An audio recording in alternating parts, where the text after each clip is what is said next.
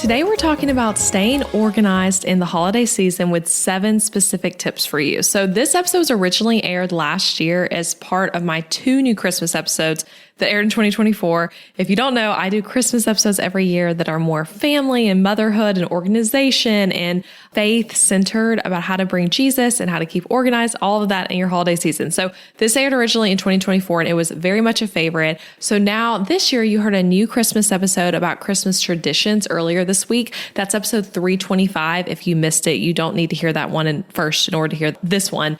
But worth going back to that one if you missed it. So now though, here's a recast in case you missed it last year, or maybe you weren't a podcast listener then, or maybe your own life has shifted a lot and perhaps last December felt crazy for you. And you're like, you see this title and you want to simplify this year. You want it to be more fun and feel more organized. So these are 7 strategies I use to beat the December overwhelm, from things like gift wrapping tips all the way to deciding something once as a concept. I talk about Christmas wish lists. I mean, so many kind of random things and a lot of good stuff here. And this was a favorite episode last year. And I actually had a lot of fun in-person conversations with some of my friends in real life who listened to it, just about like different ways this stuff was helpful. So anyway, I'm really excited to reshare it. And here it is. Stay organized, keep it simple, and make it fun. Your 7-tip guide, you could say, to beating the holiday overwhelm. Hope you enjoy.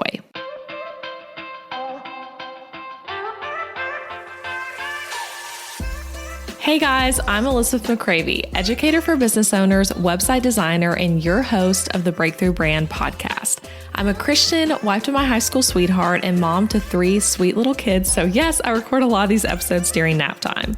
On this podcast, I pull back the curtain on what it actually takes to build a successful, sustainable business, not the hustle till you drop version you hear about online. I've been a business owner since 2016, and I'm here to tell you this: you can build a business you love without burning out, sacrificing time with your family, or working 40 hours a week. Here you'll find episodes that are actionable, direct, and fun, like friends chatting business over coffee, with an honest look at the realities of motherhood, entrepreneurship, and navigating both with faith and purpose. You'll hear episodes on marketing, website design, podcast strategy, time management, and scalable income, while also talking about mom life, faith, and personal growth. If you want your business to feel purposeful, profitable, and aligned with your life, not the other way around, you're in the right place. It's time to build your breakthrough brand. Let's do this. All right, so let's get to it, guys. I'm just going to dive straight in. These are 7 tips in no particular order that all relate to the Christmas holiday season and helping you stay organized and enjoy things more. So first one, I think this one is huge. This is truly my number 1 tip. I said no particular order, but I would say this is actually my number 1 tip. Make a note for the holiday season that you add to each year and then reopen when the season starts. So let me explain. That might sound really confusing. So this is something I started doing 2 years ago, and I have a Google Doc. It's within my Google Drive in a folder that's like McCravey family things. And there's all kinds of other things in there as well. But this is one of the documents in there. And I put notes in it for myself each year about Christmas. So I add it to my calendar. So it's on my Apple calendar that I live by. I love adding stuff to. It is a recurring event on November 1st to review the doc. It just says review December doc or review holiday doc or something like that is what my event's called. And so then there's a link to it right there in the notes section. I open it up and I'm reminded to review all of it. So I made one this year for the fall season too, because of how helpful the Thanksgiving and Christmas one is for me. So that's another tip. You could do these for all different holidays, different seasons. You could make a summer one. You could make a spring one. You could do whatever you want. But for me, what I've done for 2 years straight, this is the 3rd year of having this document, is it is a Thanksgiving and Christmas holiday. So kind of starting in November, taking me through the end of the year, just notes doc. So this is something I would recommend you start this year. Like start it once the Christmas season ends, just make your doc. It takes like 15 minutes or so of your time to sit down at your computer and type up some helpful notes. And I promise you, your future self next year is going to thank you, because you're going to open this document and it will have things in it that is helpful to you for holiday planning, but that you totally forgot about and we're not going to remember a year later. So you could also do this for the fall season now if you want to, since that's also might be fresh in your mind. So just to give you an idea of like what kind of stuff I'm even putting in here, if that sounds confusing, I'm literally going to read you a section that I wrote last year about Christmas cards. So this is what it says: Christmas cards, that's like the header. Send Christmas cards earlier than you think. It takes a long time to get them shipped, even when you pay extra for faster turnaround. I had to pay extra this year for fast turnaround. Also, ours were accidentally giant last year, so go smaller and it would work really well.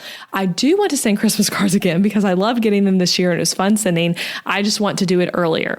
Also, USPS takes forever to mail stamps. So if you buy stamps for them from online, then buy those early too. So that was a note about Christmas cards. Okay, just simple as that, just a few 3 bullet points about Christmas card things. And then I also had tips in there around meal timing for the Christmas meal, about making it to a Christmas church service and like which one to pick because of like family coming into town and things like that, like what worked there.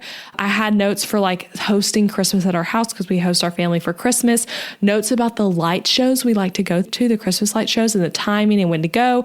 And then a few notes about just different like Christmas planning issues we ran into. And I had a big note for myself that I felt like I overbooked myself last December with various social obligations and didn't want to do that again this year. So again, that's just the kind of stuff you put. So I can't recommend this enough. Make a document. You could also do this as a note just on your phone if you want to be able to add to it just easily anytime. But for me, it's something where I wanted to like sit down at my computer and really type it up. And then you keep that same document going and you do it each year. So this year, be the 2024 note, then, next year, 2025 and so on. And you just have a note in that same document for every year. So that's my first and biggest tip, just to end up helping your future self make the holidays even smoother next year. Okay, my second tip, use baby lists for your family and your kids' Christmas wish list. So it's funny, I have actually been doing this for years, and I've been doing this before baby list even wanted you to. In fact, when I was just pregnant with Colin, I actually made me and Adam a Christmas wish list on baby list, in addition to my baby registry. So there's like 2 separate lists. But anyway, baby list now has this as an actual option. You can do a registry for Christmas, you can do a registry for birthdays, and a registry for like an expecting baby. So it's really cool, but it's free to do, right? So you can make all these different kinds of lists, and it's wonderful. And it's awesome for when gifts are from a variety of places, like not just Amazon. So something I've done in the past, and I've seen other people do, is maybe making a document where you're just like linking to all the different gift suggestions or like typing up ideas for family members to get for your kids. But I like this because it can get marked off so no one buys duplicate gifts. You can also write a description about why it would be a good gift. You can mark things most wanted. Like there's so many different options here. So anyway, what we do personally that I found works really well is we have one list that's for our whole family on one link. So it's really easy to send. And this is something that at least for us, like my in-laws and my mother, like and my sister, like everyone really appreciates getting this because then they're not just guessing about what to get for Colin and Ethan or what to get for us. And everyone else in my family also does Christmas wish lists. They usually do theirs on Amazon. We use baby lists, but like, just so you know, that's kind of like our family setup. So if yours is different and someone might be offended by receiving a wish list, totally don't do this. But if you do have people asking like, hey, what do the kids want? What do you want? This is a really great option. So we make one list for our whole family on one link. And then instead of the categories being like, just the different types of things like toys, books, and things like that, which is what's kind of defaulted to, I make a list that's Colin, Elizabeth, Ethan, Adam, whole family, both kids. Like those are the different categories. And so, yeah, then it's easy for the grandparents and whoever else to claim what they're getting so you don't get duplicates, and an easy place to make kind suggestions for what your kids would like as gifts. And if you're someone who feels like, wait, I don't want gifts, I want like experience type things only, you can literally add anything. As long as it has a URL, you can add it to baby list. So you could add a link to like a Zoom membership, like literally whatever you want, anything with a link to a website you can add. So this has been huge for us. And I have the baby list app on my phone as well. So like anytime I get an idea for something that my kids or myself would want, or Adam, I just am able to like add it from my phone straight to that list. Okay, so now let's move on to the third tip. Keep another document, and I like for this to personally for me to be a note app on my phone where you track gift buying for everyone, as well as gift ideas and exactly how much you're spending on each person. So I do this in my notes app, just a note that's like Christmas 2024 gift giving. And I have each person and then a ready to go bullet point list under their name. And I basically come up first with like gift ideas. So when I think of something like, oh yeah, like this person would really enjoy this particular gift, I add it there. Or like I said, we do a lot of wish lists in my family. family, so I can also just go to their wish list. But then whenever I have purchased something, I add it to this document and I put the dollar amount I spent on it so that I know how much I'm spending per person, how many gifts I'm giving them. So there have been years where I did not do this, okay? And when you don't do this and you buy gifts more slowly over time, you basically can forget what you've gotten someone and you end up overspending or underspending on someone. And you end up where it's like, oh my gosh, you only got this person this one small $10 gift when you'd wanted to spend a little more on them. Everyone does the gift amounts differently. I know some people have people they're assigned to do gifts. So we do more just gifts for everyone, but not spending an excessive amount. But anyway, you could end up where you didn't buy someone anything, or it might be oh my gosh, you realize all of a sudden that you got your mother-in-law 10 things and your father-in-law one thing, something like that. So anyway, I find this list really helpful to make sure that we're spending how much we want to on every person. I've given birth to 3 children in the U.S. without ever having traditional health insurance. And no, we didn't just pay those huge medical bills out of pocket each time. We found an affordable healthcare solution we truly love, Christian Healthcare Ministries. CHM is a faith-based alternative to health insurance at half the cost. You can enroll at any time and join a proven faith-based solution that's both reliable and affordable. My family has been members for over 5 years now, and CHM shared all expenses for all 3 of my children's births from C-section to home birth. They even shared things like pelvic floor therapy and lactation consulting, which were both such huge blessings for birth prep and postpartum. And outside of birth, we've had our hard moments of emergency room visits and surgeries, and those costs were all shared by members at Christian Healthcare Ministries, leaving us only paying our monthly contribution. I seriously just can't recommend CHM enough. It's not just financial support, it's spiritual support when you need it most. Learn more at elizabethmccravy.com/CHM. That link is in the show notes too. And if you want the full story, Adam and I did a whole episode on our experience, so check out episode 305 of this podcast. Again, that's elizabethmccravy.com/CHM. Now back to today's show. All right, tip number 4, do the same gift for teachers and other people who help in your life every year. So I am all about simplifying your life by figuring out what works and then doing that on repeat, especially when it comes to things like teacher gifts or maybe something like a gift for the people who do your lawn care, your tenants, if you have a real estate business like we do, your house cleaner, your mailman, whoever it is. And we don't do all of those types of gifts, but that's just an example of some of the people you may have gifts for, but simplifying it by just doing the same thing every year. And this is something where once you decide that hey, I'm going to do the same thing every year, it might take a few tries to figure out what your go-to thing is going to be. And of course, it also might change over time. Maybe for a few years, you do a particular teacher gift and then your kids get older and that you feel like that needs to change. But kind of picking what it is and then going with that on repeat makes everything easier on you because you already have so many holiday decisions and this is going to cut some of them. I just said, you're kind of mapping out what to get family members. For this type of gift giving, you're keeping it simple and kind of getting everyone the same thing. So I got this concept years ago from the book, The Lazy Genius Way. And I'm actually it's literally her chapter 1, her first lazy genius principle.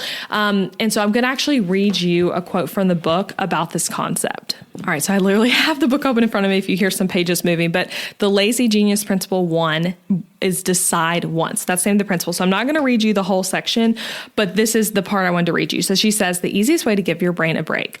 The research on it is varied and probably hard to articulate anyway, but we make a lot of decisions, a lot. Constant decision making is one of the reasons you don't have energy for the things that matter to you. By discovering a few opportunities to decide once and then never again, you give your brain more room to play. You might think that making a preemptive decision is robotic, but automating makes you a robot only if you automate everything. Making one-time decisions about what doesn't matter so you have brain space for what does is the lazy genius way, and you'll experience the benefits immediately. And then in another part of this chapter, she goes on to say, a single intentional decision relieves your brain of effort, freeing you to think about what matters to you instead of living in a cycle of choosing this and that over and over again. The possibilities are endless, but you don't need endless. Loosen your grip on making 37 decisions by the end of this chapter, 36 of which you'll forget by tomorrow. Simply look for one idea that works for right now.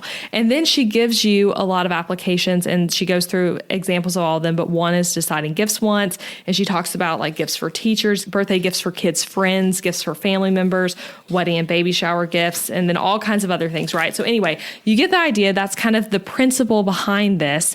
And for us, the way I've applied this personally, I have my tip number 5 is another way I've applied this principle. But when it comes to gift giving, for teacher gifts, what we do is we do homemade sourdough bread and butter from my friend who has a sourdough business.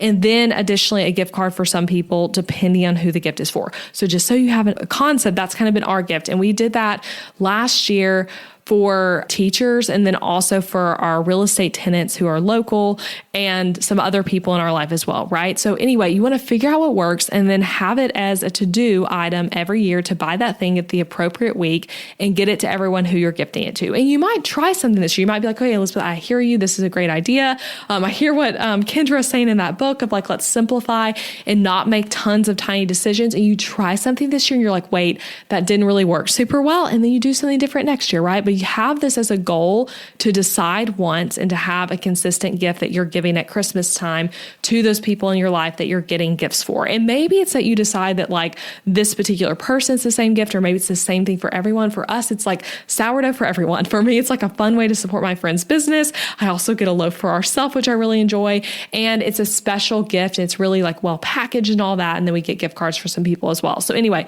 that is number 4. Do the same thing for gift giving for like teachers and other people who help in your life every year. Okay, number 5, this again, it's taking that same decide once principle, but applying it to something else. Have go-to items that you make for all your holiday events every year to keep it simple. So similar to tip number 4, you're going to have to play with this a few years in a row, a few different events in a row even to find out what you like and what your guests and party attendees like and all that. But we all have holiday parties and things you have to cook something for, right? And so I realized a few years ago that it was stressing me out to reinvent the wheel every year, trying to find a new recipe or whatever else for all these events. And this is something I figured out before having kids because we had all these holiday parties.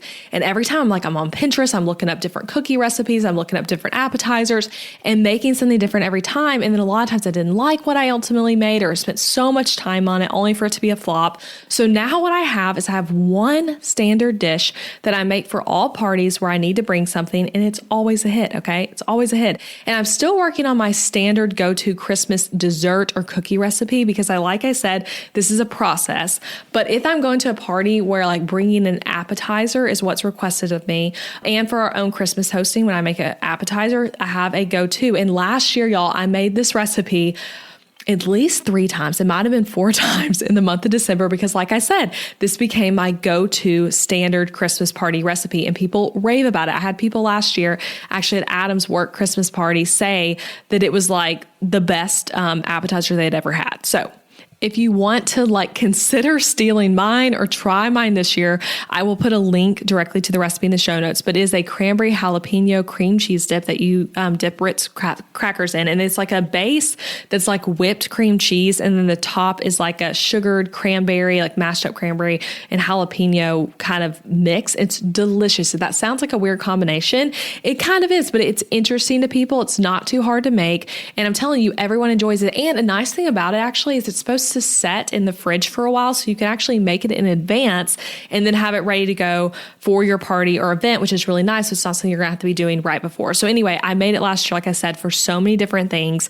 I just made that on repeat and everyone raved about it. I'm going to be doing that again this year. In addition to that, and this kind of overlaps with this would be like a sub tip, but I have 2 go-to things that we make as a tradition every Christmas morning. And again, it took me a few years to get down what I wanted those special items to be.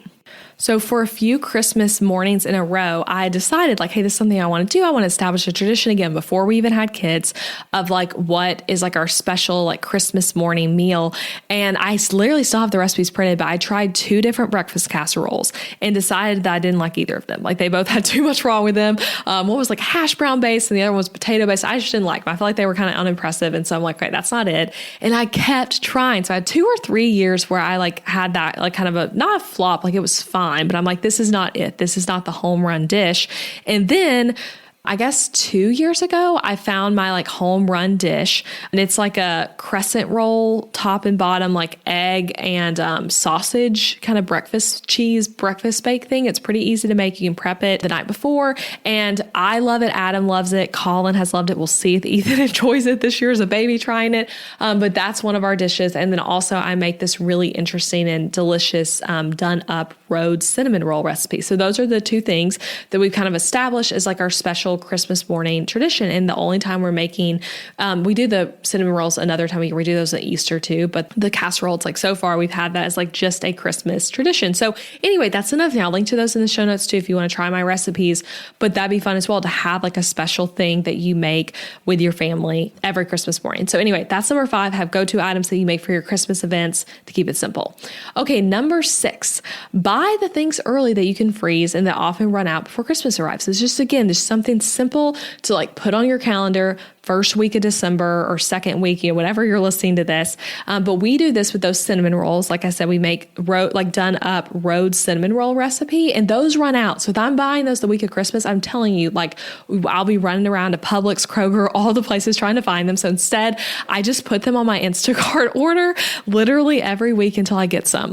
This actually has already happened to me. I have them in the freezer now, but it took me like 2 weeks for them to be in stock and for me to get them. So I just start early on that. And I also do this as well for our frozen breakfast turkey sausage that I use for our Christmas breakfast casserole, because again, that's something that can freeze. So again, that relates to my last point, but having things on repeat, just doing stuff in advance and getting it ready. So it's something you can just add to your calendar to remind yourself to go ahead and get ahead of time so that those things are ready to go. Okay, and my final number 7 tip, and then I'm going to recap these for you and have you think through which ones you want to try this year. But number 7, have a gift wrapping night and do all the gift wrapping at once. So this is just my own personal take on what I have realized I prefer after doing different things, different years. But there's one method of like, as you buy gifts, you wrap them and you put them under the tree, right? So that's one method you can do. And if you like doing that, if you like having presents under your tree all December, then definitely do that method. That's what you enjoy. But for me, I don't really care about that. And I think you ultimately save tons of time and energy if you wait until you're generally done with Christmas shopping and you wrap and bag everything at once for your kids, your family, your friends, whoever you're getting gifts to, all at once. So this also helps with not forgetting what you've already gotten people, because you're like seeing it physically there, not wrapped up. But here's what I do. So as I shop for people, I put all the Christmas gifts in our guest room closet. And this is also where all of our wrapping paper and like bows and all of that kind of stuff is. And then I set a date. Close to Christmas, I just had like that week, okay, like this night, Wednesday night, guys, me and Adam, we're going to wrap gifts together after the kids are asleep. And so this allows me to have Adam help me. Whereas if I was just wrapping them sporadically, realistically, I'm probably not going to have him tag in every time I'm doing that. And so it helps it not just fall to me, because like, let's be real, I know at least in most families, gift giving at holidays and birthdays and things typically falls to the women or the moms. This helps you get your husband involved. But what we did last year is we had a night where we like turned on a Christmas movie and just kind of sat up and talked, and we sat on the floor, got all the wrapping paper out, got all the gifts out, and wrapped everything together. And I think that was really fun and nice to just get it all done at once. And then I was done. I only had to pull out the wrapping paper that one time. So again, that's a personal preference thing, and worth deciding like, hey, what do you prefer to do there? And then again, that's one less decision you're having to make in the month of December. You can just decide, hey, I'm wrapping all my gifts December 20th. Okay. And then as you have gifts like come in and just sit wherever you're keeping your gifts, it doesn't feel like, oh my gosh, I should have already had those wrapped. Nope. You already have a day in the calendar that you're going to wrap those. Okay. So those are my 7 tips for holiday organization, Sandy. And I probably could share more. I actually added that 7th one on right before recording because I kept thinking of things. So let me know if this is an episode you enjoy. And I really would love to hear from you guys if you enjoy these more lifestyle and family type episodes, because if you do, I will do more content like this. So send me a DM on Instagram or an email. My Instagram's at Elizabeth McCravey, because I'd love to hear from you. Or you can leave a review telling me that you like this episode. But anyway, let's go through these 7 tips to recap them. And as I go through them, I would just encourage you to think about like, hey, what's one of these tips or 2 of these tips that you want to try this year? Okay, first one was having that note document for the holiday season that you add to each year and then reopen when that season starts with like little tips for yourself. Number 2, using baby list for your family wish list. Number 3, keep a document or a note on your phone where you track gift buying for everyone, as well as gift ideas and how much you're spending. Number 4, do the same thing for teachers and other people in your life who help you every year for gifts and showing appreciation. Number 5, have go-to items that you make for all your Christmas events every year to keep it simple. Number 6, buy those things early that you can freeze and that often run out before Christmas arrives. And number 7, have a gift wrapping night and do all the gift wrapping together at once. Okay, that is it. I'm going to be back next week with a business-related episode. I know we've had 2 weeks of just like fun lifestyle stuff. Like I said, I want to hear if you guys enjoyed these episodes. And I hope you have a Merry Christmas and just a beautiful December holiday season. Okay, I'll talk to y'all next week. Bye.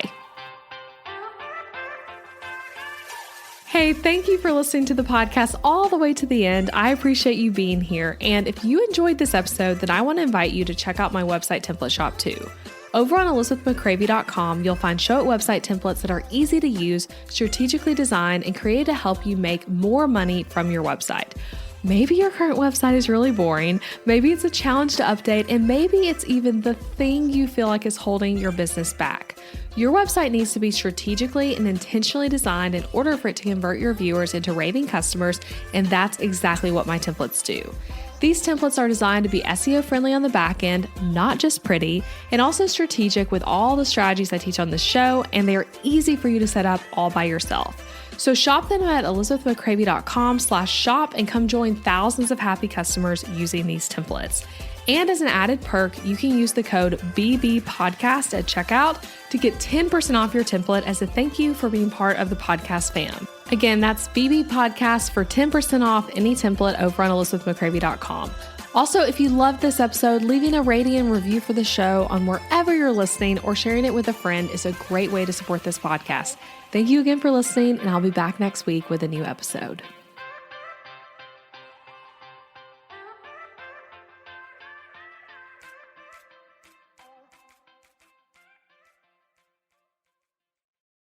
If managing your business's finances feels daunting and you typically come to the end of the month not sure how to pay yourself, or if you're doing the business savings thing, quote unquote, right, then I have a free guide for you.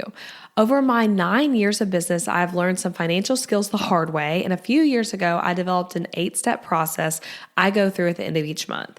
This process helps me know how my business is doing financially, pay myself well, and allocate money for things like taxes and expenses, and also document notes about the month that'll help me make financial decisions in the future.